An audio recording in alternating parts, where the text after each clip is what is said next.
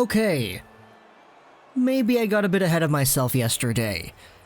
See, this is why I had all those minutes in yesterday's video talking about how I don't want to say anything about the future of Nils Hoglander. Just say that he was really gosh darn good for the first 5 games of the World Juniors that he played. But he went up against Vasily Podkolzin today, and Team Sweden lost.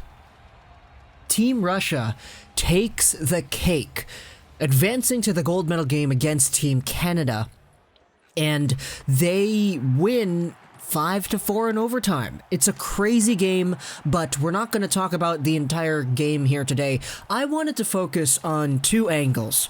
First off, chronological order speaking, let's take a look at Nils Hoglander and how he did pretty much one thing in the game, and it led to him getting ejected. So, Nils Hoglander has the puck. He's bringing it up himself right through the neutral zone. He's got a lot of speed approaching the red line, and as he cuts in, he notices a big Russian player coming towards him.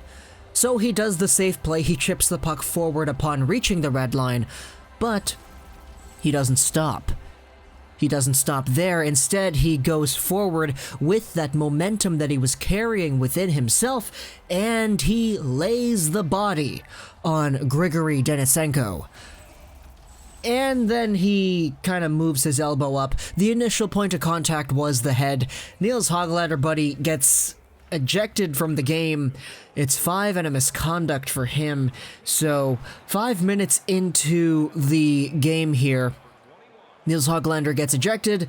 His point total remains at 10 points in now 6 games played.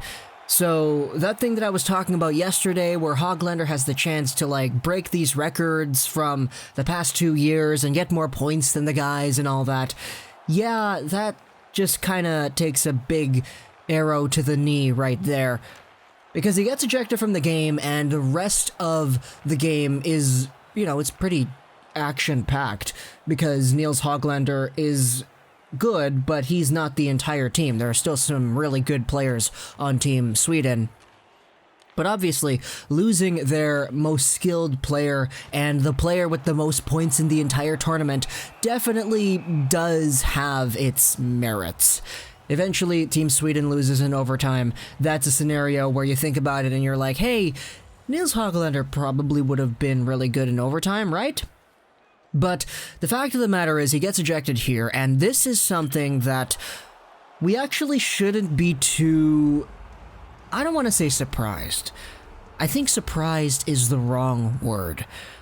I think we shouldn't be surprised that this happened, but at the same time I don't want to act like this is something that we should have expected. Because Nils Hoglander has already gotten suspended in the SHL for a high hit to the head earlier this season. I made a video about that from the school booth before my media performance class or something like that. I think it was marketing, something like that.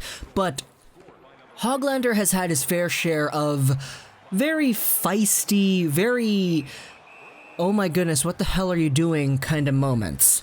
And as a result, I've seen the comparison online saying in some capacity that Nils Hoglander has the potential to be a Brad Marchand-like character. Somebody who is very skilled, somebody who is very effective, and somebody who scores a heck of a lot of points, but who also does the things that piss off all the fans.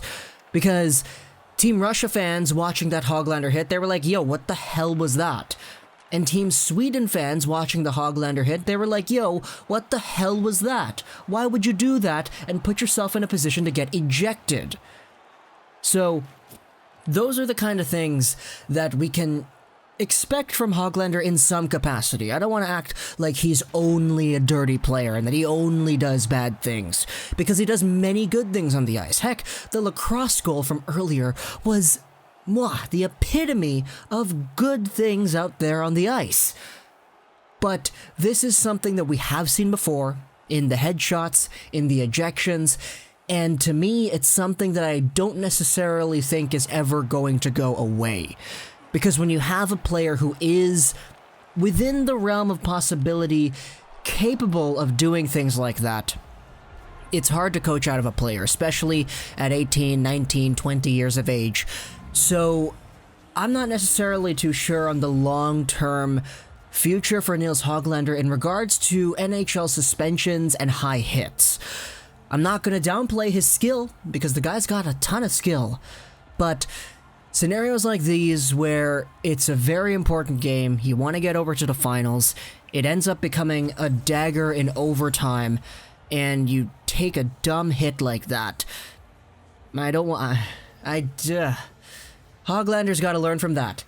I don't want to give him the benefit of the doubt and say that, oh, you know, maybe it was just a bad hit, or it was unlucky, or he had his positioning over in the wrong way. The guy got ejected for a reason.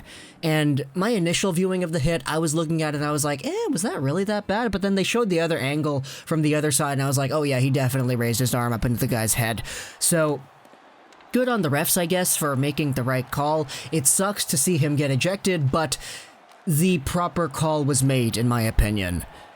So that's all I have to say about Hoglander. Let's talk about the other Vancouver Canucks prospect in this game, Vasily Podkolzin, who gets 2 assists and the eventual primary assist on the game-winning goal in overtime. Let's talk about his first assist here on the night, on the power play. The play gets played over to the half boards, and Podkolzin is down there, down low behind the goal line. The pass comes over to Podkolzin, and he sends a nice pass into the slot for Ivan Morozov, who one-times it into the net. It's a very nice play from Podkolzin and Dorofeyev. It's a very nice little 1-2 over into the slot.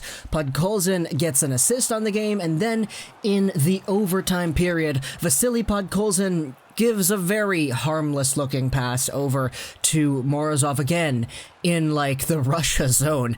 And then Morozov does the rest. He comes in, he shoots it, he scores it. Podkolzin gets the primary assist, but let's be honest, he didn't really do anything. He just sent the puck over to Morozov, who did all the work afterwards. But hey, that's how the primary assist works. The last Russia player to touch the puck before the goal scorer touched the puck gets the primary assist, and that's exactly what happened here with Vasily Podkolzin. But there was a moment earlier in the game, I think it was right before the overtime, where Vasily Podkolzin had the puck on the right side of the Swedish net, and he dishes a really good no-look pass to the open side to Marchenko, who has a very open net to shoot at, and just like we talked about in our Podkolzin video, the guy has been setting up so many good chances. That was an A1 quality, potential, like, goal, pass of the year kind of scoring chance over there that was denied by the Swedish goaltender's goal stick that was stretching across, and it was attaching itself onto the post. A very, very good save from the Swedish netminder over there. And Marchenko got absolutely robbed on what would have been a crazy good Vasily Podkolzin primary assist. He had the chance to have 3 primary assists in this game, but he had 2 instead. So Vasily Podkolzin, the numbers are starting to finally show up. And I've been a big preacher of this the entire tournament. The guy has been good. I don't know if he's better than Hoglander, but he's been good. And he's been giving us reasons to say, yeah, I don't care what the numbers say, Podkolzin has been effective in this tournament, and if you're watching the games, you know that.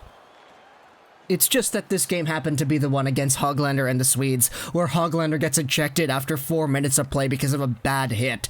So, yeah, Russia's going to be going over to the finals against Team Canada. Team Sweden is going to be playing Team Finland for the bronze medal. Let's see what happens there. I wonder if Hoglander can get a few more points. Assuming he doesn't get, like, suspended for a game or whatever. I doubt that's going to happen. I think he's going to come back for the bronze medal game. I'm not necessarily too sure, but if he does come back, hey, he still has a chance to, like, get 12 points in the tournament, right? Because that's what we were talking about in our video yesterday. As for Vasily Podkolzin, the guy has been absolutely improving, and the guy has definitely been out there and doing his thing properly and actually getting the numbers as of late. Podkolzin is now at 5 points in 6 games played, which is not amazing statistically speaking, but still, if you watch the games, he's been good. And he's got one more chance to show it against the Canadians. Hope you enjoyed this video. and bye.